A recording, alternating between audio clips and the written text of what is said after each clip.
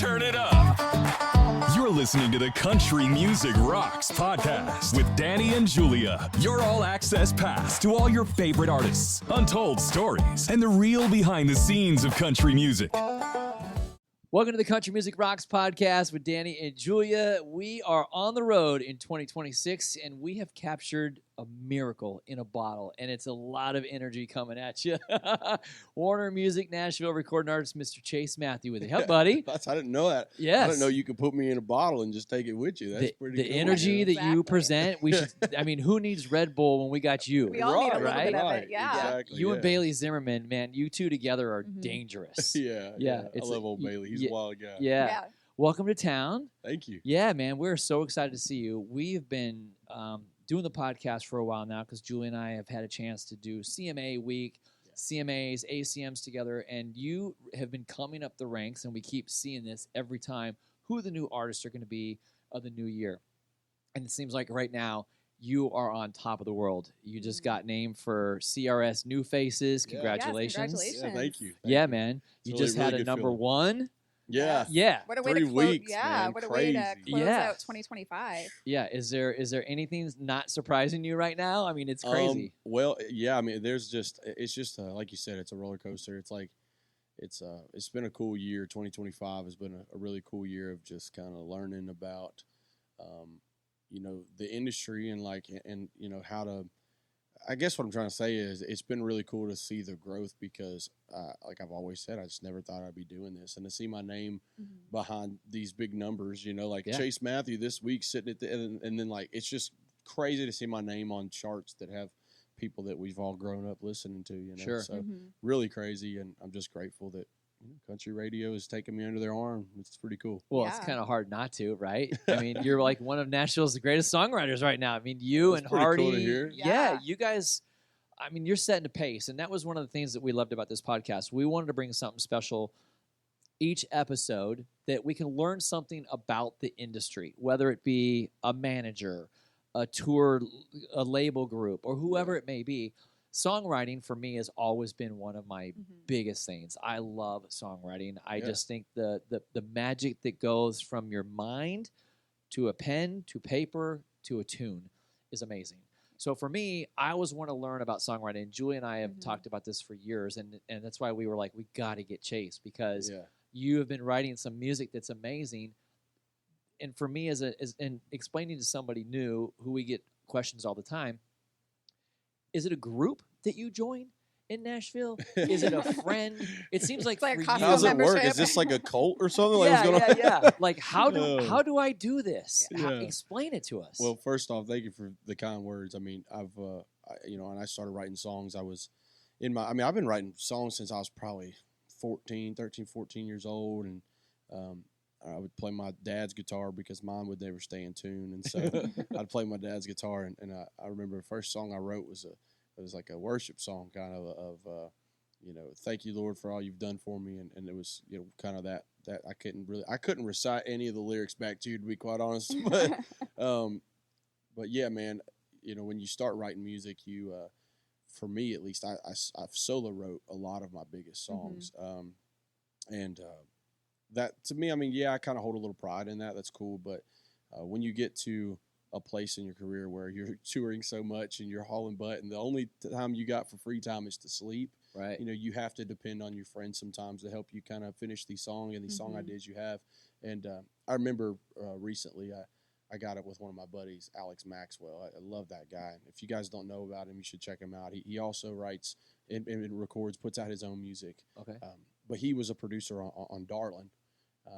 And a producer on a lot of other records of mine, and a producer and songwriter on the next single we have coming to radio. Okay. And I mean, if there's anybody you want to hear about in Nashville, definitely take that guy into consideration. But yeah, man, when you get to town, I think a lot of people, they find their clique. They find their group of people that they vibe with.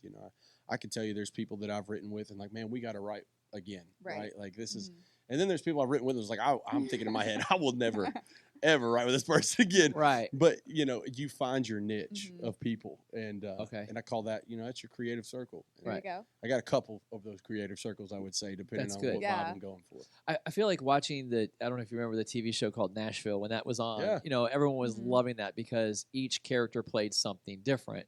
And there was, I can't remember the couple's name, but they were like part of a publishing group and they had to go sit in these long sessions and wait. And then some days nothing happened. And some days other things just like miracle happen overnight, boom. Yeah. I've seen you written songs in like 15 minutes, it's one of those things. Yeah, sometimes so it's just really for you like a niche that you got to find, or maybe some of your buddies, you just do something stupid and you just want to go, let's write about that. And the next thing you know, I show up and they've already wrote half a song, and without me even in mind. And so, yeah, it's just, there's so many different creative ways that it comes to be. Right. Right. Is there a publishing house system? Like you have to like write the song first, then go to the publishing house, and then go to like ASCAP or BMI.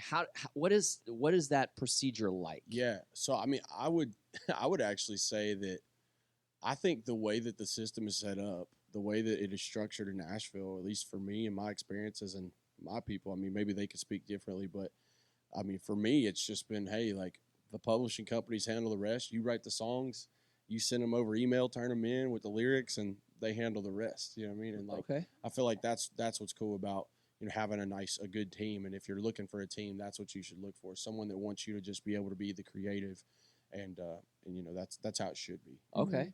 Good point. Good starting point, at least for somebody that wants to learn. Yeah. Right. Because we get questions all the time. Like, I think I can write a song. Right. Like, I feel my own personal life as a dad with 3 kids, I could write a song about my daughter, not a problem. Yeah. My boys, we do crazy things. So it would be easy, but I'm like, where do I go? Yeah. What do I do? Where do you take it from here? Yeah, exactly. I mean, sometimes when I'm writing music, I just kind of pick up my guitar, start strumming something, and then like an idea will come. Like I had one earlier, and we were in the hotel room up there earlier. Oh, wow. And I just had this chord structure, this progression that was really cool and like kind of almost eerie Metallica, like. But I'm like, how do we make it country? Oh, put some steel guitar on that. Yeah, right. Like that's all we need. Get the slide out and just start sliding. But songs just come to be in the most weird ways. Sometimes it's an idea that you have, like a title that you want to flip, or it's just a chord structure like that, and then you just start writing what it makes you feel like. For me, I mean, I've had to write songs before too, or see, I don't have kids. I don't have a daughter right now that I know of. But like, I'm kidding. That's like my favorite running joke. I say it way too much. Somebody one day somebody's gonna make a compilation of me saying all those one day. I'm gonna sound like a terrible person. But no, in all seriousness, like I don't have any children, right? So if I wanted to write in that situation, I would have to like put my mindset of like, okay, I have a child. Like, how would I feel? Whatever the storyline may be, and literally almost have to live it in my mind, like overthink the situation to create those feelings, and then just write what you're feeling. Right. I write how you're feeling it. I feel like we see that now with Luke Combs. Yeah. Like, as Luke was by himself before he got married, now he's got 2 boys. Yeah. Now it's now he's a whole different man. It's a whole different Right. thing. With you get to write about just crazy things that you're doing on the road that you love and stuff like that. So I think that's amazing to see. Yeah. So thank you for that little piece of advice. I mean, it helps a lot because we always tell people, follow your dreams, obviously, and if you think you have something special, share it with somebody. Right. Just be careful who you share it with. Right. Well, I mean, I'll say too, if you're wanting to write songs and you're wanting to get into songwriting and you want to take it seriously, maybe do it for a living, or as an artist, be an artist, you have to be present to win. One of my buddies, Will Paddock, said that best, and Will's been writing with me for years, and he's on our publishing company as well, Ignition. Always repping the brand. Yeah, buddy. I I was going to ask you what that was for. Yeah. It's our own. We have our own full in-house label. Okay. And I'm a partner in that. It's a lot of fun to be able to help other people with their creative stuff as well. But Will's always said you got to be present to win. And he lived outside of town, and he's working on relocating to Nashville. But if you're someone watching this and you want to be an artist or you want to be a writer, man, you got to be present to win. Go to Music City or go to LA. Go find that group of people, man. And right. You may even have that group of people in your small town, but bring them with you. You know. It's funny you say that. We do. We have an amazing group of local artists. That's awesome. And they're fantastic. And some of them have made it. Our good friend Brittany Kellogg was just on the road with Keith Urban and Blake Shelton. Yeah, she's great. Yeah, she's from here. I didn't know she was from here. Oh, yeah. I've been following Brittany Kellogg for like 5 years. Yeah. Oh, how funny. She's from here. I mean, she that's literally, crazy. I didn't know that. it's crazy stories. Jackie Rohr, who was on The Voice with Team Reba. Yeah. Really great. The guy that's opening tonight for us, Kurt Van Meter. Yeah. I've told everyone, I'm like, living in the Pacific Northwest is fantastic. It's God's country. We're blessed. But I don't think you're going to find Scott Borchetta or a John Loba or somebody from these big major labels, a Kristen Williams coming to town, be like hanging out at Jewish Ponderosa Lounge. As much as I'd love to have them here every night, I'd love to drink beer with them and talk stories. I don't know all them people that well, but I'll say you'll see Chris Lacey up in here. She's cool. Yeah, she'll hang out anywhere. Right, She's the coolest president I've ever met in my life. So. But it's those people that are not going to be here. So you have to make yourself present in Nashville. Go do it. And Brittany is a prime example. She did it. Jackie's now doing it. Kurt is starting to do it. Right. So it's a great piece of advice because you could be found here, but the chances here are very slim as opposed to Nashville for sure. You know, some people I think also have like maybe even a what do you call it? A grudge against against Nashville or the mainstream side of the way things are structured. But I have nothing bad to say about Nashville. I think that a lot of things are skewed when you think about like the corporate side of it. Right. You know, there's a lot of people there that are not a part of the corporate side of it. And there's a lot of small town people just like from a small town like this that would love to meet people from, Portland. But I think also like being able to have the internet now has played such a huge role in being able to remotely do things. You can write with people through Zoom now. You know? Exactly. It's so cool to be able to do that. Yeah. Have you, who's your favorite writer that you sat down with besides your buddy? Have you had any others? Like, have you sat with Hardy? Have you sat with Jeffrey Steele? Have you sat with some of those people that you're just like, I got to sit with this person? So haven't sat down with Hardy yet. I'm actually working on that. We've got one on the books for next month. I'm pretty excited about. But been a big fan of that guy for years. And so, yeah, that's going to be cool. I'll let you know how that goes. Yeah. Super cool guy, though, outside of that. We text all the time. But, yeah, I think when it comes to writers that I've met and I've just been in awe of, somebody that doesn't get talked about enough, Josh Phillips or Taylor Phillips, they are related, but both of them super talented songwriters, and they both have multiple number ones.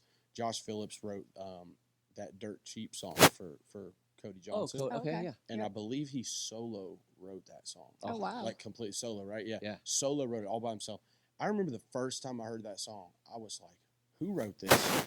And why the hell am I crying? Right. So, and when I saw it was Josh, I mean, I couldn't help but just be so happy for him. And we had already known each other then, but, BMI Awards were just a while back. And I remember him getting a complete standing ovation from everybody in the room when he got his award for that song. Yeah. Oh, that's great. I mean, isn't that the goal? You know, isn't that the goal, man? Just to be recognized for your talent, and just how talented, but we all work really hard for our goals. And I think we all just want that group clap eventually. Sure. Oh, absolutely. Of course. So. I'm no songwriter, but I feel like with songs and with the songwriting process, you can almost say it a little bit better in a song versus having the conversation with the person. Like you're going to be more articulate about it. So for you, is there a lyric or maybe a part of a song that maybe you've put into a song that you would probably not say to that person? Oh, hell yeah. Yeah. I don't know how much vulgar I'm allowed to say on here, but but it's easier to convey it in a song. Yeah, hell yeah. It's a whole lot easier to say bitch boy hands in a song than it is in person. Because you never hear anybody say that. And I just came up with it. I was mad at an ex and ran off with this dude from the bar. And I was like, maybe I said, and I solo wrote this one too.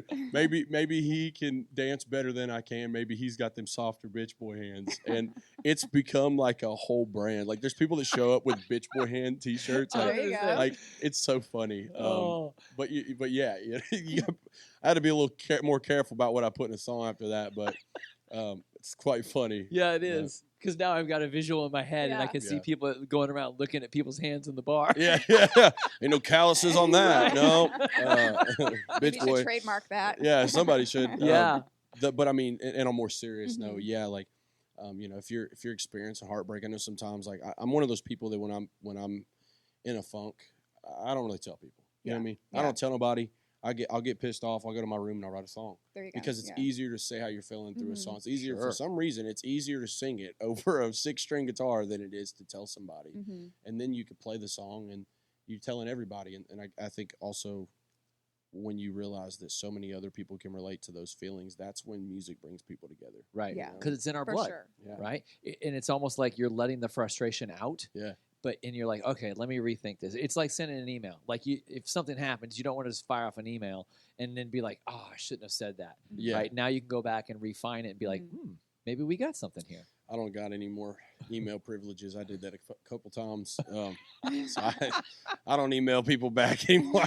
Let the team handle that. I don't understand this. Like, anyways. Tour manager, take care of this. Yeah, exactly. I don't even know how to I'd be capitalizing and not putting the commas in the right spot. That can be dangerous. Yeah, a lot of exclamation points when I'm mad. Yeah, for sure. Excellent. That's funny. So you've been on the road as an artist and as a songwriter. Do you like combining both, or would you, if you had the option to say, okay, I want to do one more than the other, what would it be? I'll be honest. I don't even look at it like that. I know that sounds crazy, right? I don't look at this like I'm a songwriter or I'm an artist. I just look at it as I'm being me. I'm doing what I love. I mean, as much business as I know about the business, I don't look at it as a business. Just because if you look at it as a business, then it doesn't become fun anymore. Right. You know, You got to do what you love. The crazy part is that was kind of part of my New Year's resolution. I never really told anybody. This is y'all the first time hearing. My team hadn't even heard this. I wanted to look at my career as more of as a party. Let's have fun. Let's make the most of this. You live life while you got it. Because if I take it too serious all the time, then I'm gonna hate it. Right. You know, and that's with anything in life. When you start accomplishing everything you ever dreamed, if it becomes work, you're never going to enjoy it. Right. And, I think that this year is one of those moments where I'm trying to look at it more like, am I writing a song or am I venting? Am I writing a song to sell it or am I venting how I feel? And then maybe other people relate to it, Right. Yeah. Like to me, it's like, that's how I should be doing it. And that's how it started. That's how it started when I wrote that song about the girl that ran off with the guy from the bar. I was in my bedroom that I was renting for $400 a month, and nobody knew who I was. Maybe a few small town people from our local honky tonk, but that is where the story started, and that's where it needs to end as well. It needs to start there, and it needs to. It's all about. Don't let the money get to your head. Don't let the fame get to your head. That's what people mean by that. Right. Don't look at it like a job. If you love this, love it forever. And when you stop loving it, take a break, regroup. Right. And come back in 2026 and go on some crazy tours and go get some more number ones and come hang out in Portland, Oregon. And, there you go. Let's go, baby. There you go. Speaking of 2026, what is ahead for you? I know you've got a busy year. You're already on your tour. Yeah. This is the first show of 2026 tonight, right? This is my first performance of 2026. Okay. Cool. Ours too. This is our first show for the year, so we're Cool. excited. Yeah. I'm a little nervous. I can't lie to you. I ate a whole bunch of pancakes before we got out there for sound check this morning. I think I'm going to pay for it later. I have no doubt you'll be epic as always on stage. Yeah, for sure. But no, what is ahead for you for this year? What are you looking forward to most? Yeah, well, we haven't announced it yet, but we've got a big major tour we're going on with another artist. And I'm a huge fan of this person. I mean, I can't say he's you're like, good. Don't say it. No, say you're it. good. We'll He find knew out what who I it was is. going to say because I always hint at it and then it's a dead giveaway. It's like you should have just said it anyways. But basically I really enjoy this person and their music. I'm one of their biggest fans. And they played a huge inspiration in my music. So if you listen to my music and you want to know who it is, just go pull an inspiration. Yeah, bet for sure. 8 times out of 10 you're going to be right. Okay, that's awesome. Yeah. That's great. That's exciting. You just came off a tour with Keith Urban. Yeah. And I got to say, dude, the guitar you gave him with the inlay of that, like it looked tribal to me. And I don't know where that came from, who helped you, but that was the most gorgeous his guitar. reaction was, I mean, just watching that video, I mean, how did you hold it together? Well, because he was so. I can't take full credit for it. My team, they were like, "Hey man, it's getting that time again. You know how it goes on these major tours. We need to get one of these artists to give." I said, "Well, that's crazy. I was thinking about this. Like, we should get him a guitar." They were like, "What kind of guitar do you get Keith? He has probably every guitar that ever made. Like, how do we change it up?" And my manager was like, "I got this idea. There's this guy. I've worked with him before. and he's in Hawaii. He makes this awesome. There's a specific name for it, and I'm blanking on what it's called. But the guy is actually from Brisbane, Australia, or somewhere in Australia. He's from Australia, and so he knows all about the culture of Keith and where he was from. And so he wrote this paper about how every like color and turn and the sharp edges represented like the art, actually the shape of the art represented certain times in his life, and these beautiful areas here represented his children, and it was just it was a kind of art that I've never experienced. Yeah. And I remember when we got to see the guitar for the first time before we gave it to him, and I unpackaged it myself, and I said, wow, this is going to be, if he don't cry, he don't got a heart. Yeah, no, it looked incredible. I mean, it was awesome. So giving that to him, I mean, I know it was a tough year for you know, I don't even want to say that. It was just it was a year of a lot of changes in my life. You know, I got to go see a lot of things that I've never seen before, Australia, and I got to go see Canada with him, and you know, first off, going to Australia with Keith Urban's like showing up to the UK with Queen Elizabeth. Exactly. It's a big deal. Yeah, you know, of course. He's royalty. So you know, getting to do that with him and him taking me to go with him. My first time there, I owe him a lot. Yeah, so that's cool. Had to do something special. The guitar that played was pretty out. special. It was great. It was awesome. That's awesome. Go check out the video. Yeah, if you haven't seen it, you got to watch it. I love how he said that you and your whole team show up with purpose every night. And I was like, that was such a great way to put it. And that seems so meaningful, especially coming from somebody like Keith. Yeah, for sure. I mean, purpose is a big deal, right? I mean, we're all looking for purpose in life. And so to hear it come from the lips of an angel. We almost played that one the night of Bridgestone. He brought me out the last show of the tour to sing with him, and we sang oh Lord, what's the song called? Oh, I'm missing it. It was gonna be Lips of an Angel. It ended up being Here Without You. Here Without You, baby. Okay. It's a good song. I love that one. I happened to be in Nashville the night of that show. Yeah. I got invited to go to the Opry with a different label group, and I was taking winners to the Opry. So I had a split decision. I'm like, oh my God. Oh yeah. I want to go to the Bridgestone. That's a tough one, So I was like, but I can't bail on the Opry. How do I get out of this? So it was tough, but I know that was an amazing show. There were so many people in town that night that were a part of that, so that was something special for sure. Yeah, it was a really cool night, and especially another cool moment for me. You know, I said Australia, but I mean, Bridgestone is my hometown. I'm from Nashville. I'm a native, so a blessing to be from there and look at that venue every time you drive by and dream of playing it one day. So to get finally get to do it with Keith is cool. What part of town did you grow up in Nashville? Okay, so I get this question a lot, and the best way I can explain it is because I went to so many schools and moved around so much between mom and dad's house, and you know, them moving a little bit too. And so anywhere from Clarksville to Hartsville. So like currently I live in Robertson County, which is north of Nashville. Okay. So I'm about 30 minutes north of town, but Clarksville is where like the Fort Campbell is, and then Hartsville is the polar opposite way.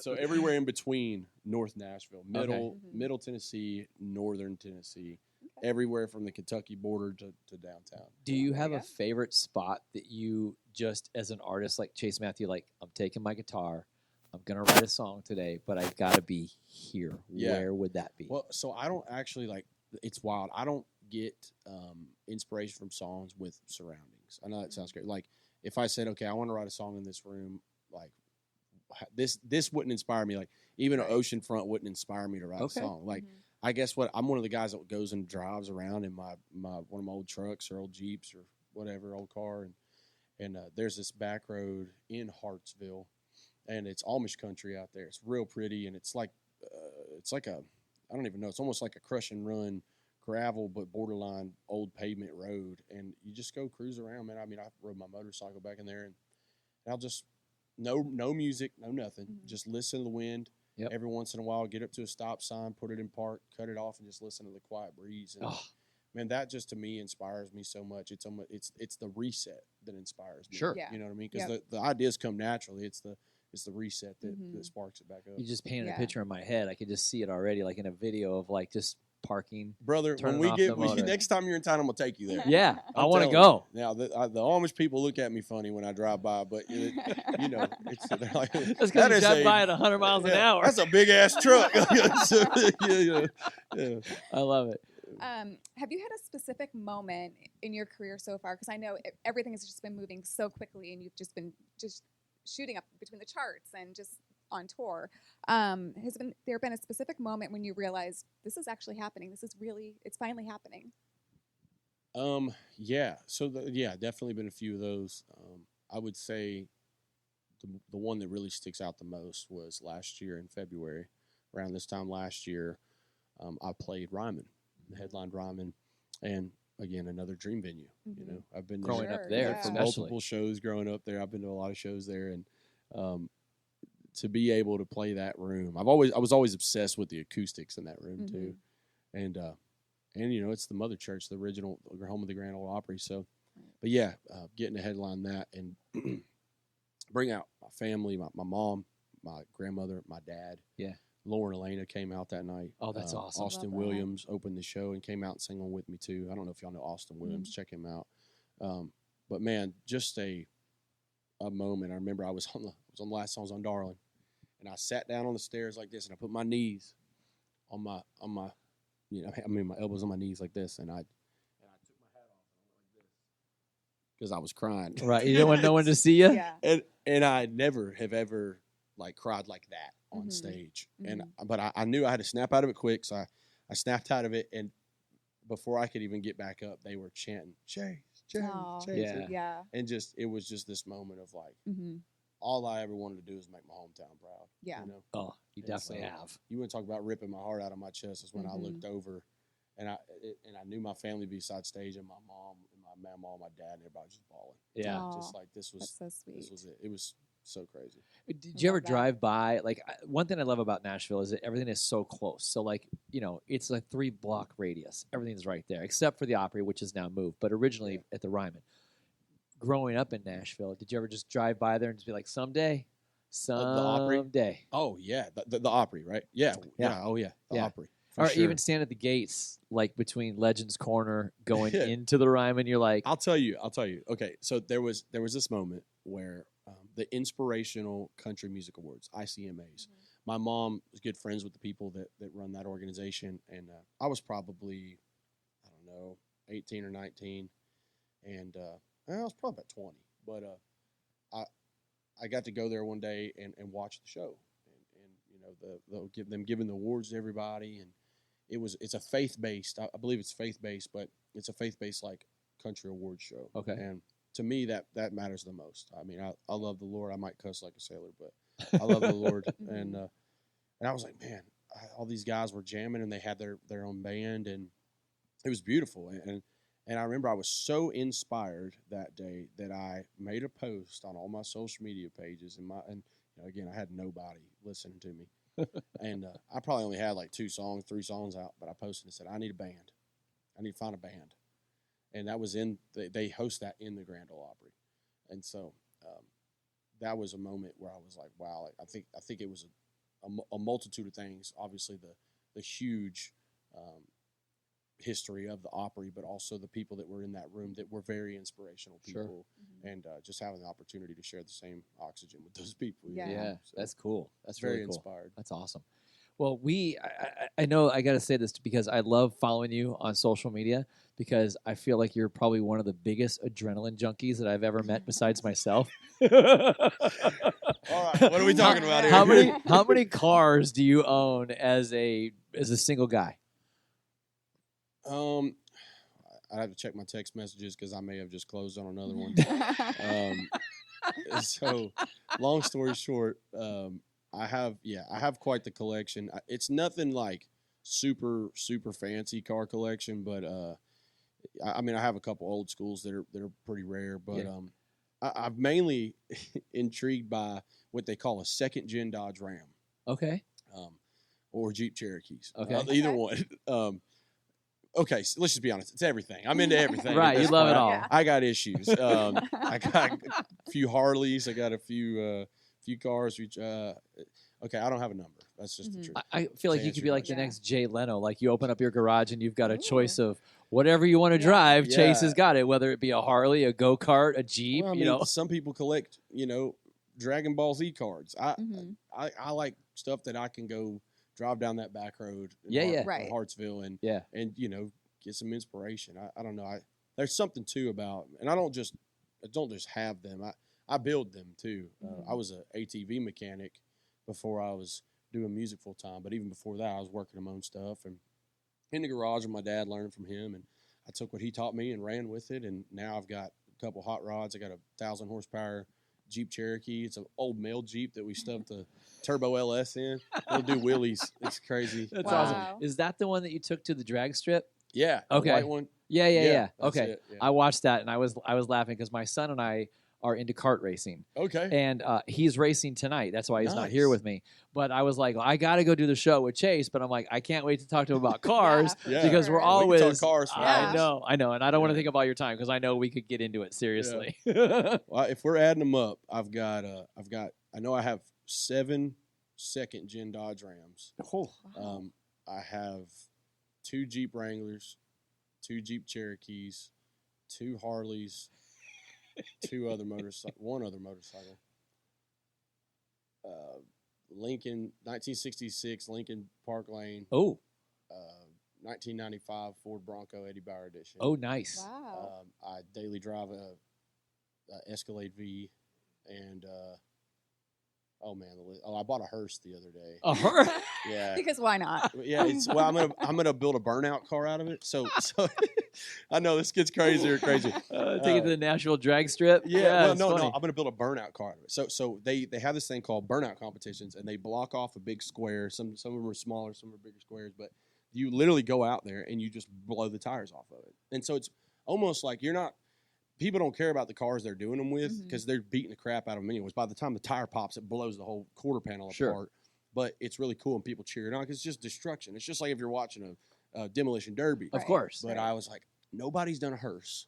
And I got this. What if I call it Dead Tread? Oh, You know what I mean? Wow. You Dead better Tread. copyright that too. Yeah. Right, dude. Yeah. So Yeah. Dead Tread. I named it Dead Tread. I got an old 1996 Cadillac. It's got a 350 in it, LT1, and I'm gonna pull it out and put a Got like a 671 LS in it. It's got like a Munsters theme to it, man. That's awesome. It'll be fun. I'm gonna That's- take you for a ride in that too. That is so It'll be killer. fun. I love That it. I sounds love awesome. So killer. No Yeah. pun intended. Exactly. And finally, what is one thing? Country music is so special, but what is one thing that is just so special and meaningful to you about this genre? Well, if we're without talking too much crap about other genres, I mean, I was raised on rock and roll, and I was raised in church. I wouldn't say I was exactly raised on country music, but I know all of the roots of it, and to understand like the similarities between the influence I had on my life with music and country music, in faith-based music, it's about what you believe in. It's meaningful, right? And then with rock and roll, it's emotion. For me, it was emotion, right? You're talking about the stuff that whether it's anger or it's the slow heartbreak ballads that whoever put out. But I grew up on a lot of Hinder, Breaking Benjamin, Stained, that whole era of music and rock, and then the classic stuff as well. And then for country music, I remember like some of the first like country stuff I really discovered was stuff like Florida Georgia Line, right, and Jason Aldean and Billy Currington, and then I started going down some deeper rabbit holes. And at the time, Justin Moore, I think, also was really blowing up, and basically everybody on this wall out here, right, huge names. Ended up finding out I was neighbors to Sammy Kershaw back then too, and so learned all about him. And I guess what I'm trying to say is the genre of country music, it's meaningful. It has heart. Yes. As to where, not to bash L.A. or anything. I've spent some time there, but I don't feel that heart. I don't feel that type of energy. I don't feel that type of love and affection and stuff when I'm there. When it comes to making music, Yeah. you It's know, more like a business when you're Yeah. it's there. very That's the very business, much yeah. business, Yes. and you know, Nashville still has the heart. It's a Mhm. big city, And small home. town. Yeah. And family. That's how I look at Yeah, it. Yeah. for sure. So. Well, listen, we know you got a big show. First Yeah. show of 2026. We want to Let's say go. thank you so much for Yes. making this our first show on the road yeah. and Thank joining y'all. us, for man. 2026. Yeah, it's going to be Thank y'all awesome. for having us, and I love this place. I love Ponderosa. It's gonna be fun. We played here in 2022, and I mean, just one of the rowdiest crowds. You look at this place, and you're like, where are we at? You know, is this a truck stop? Like, Right, Yeah. yeah. There's a lot Y'all, going on. This is called Party Central. That's Yes. what this is. Yep. Yeah, So, get ready for a lot excited. of high fives because, man, people Let's are go. dying to get their hands on you for sure, just Yeah. to high five and No, say, it's I gonna be know fun. him, I I met might him. just jump and might do a crowd surf. Or Yeah, something, do but it, who man. knows, Do man. it. There you You go. gotta do it with me. That's right. Okay, I'll jump off stage with you. They won't catch me, they'll catch you. Record it. I You gotta hold 'em to absolutely. it. Absolutely. It's That'll happening. That'll make the funniest reel ever. Yeah. Well, thanks, man, for joining us right here on the Country Music Rocks podcast.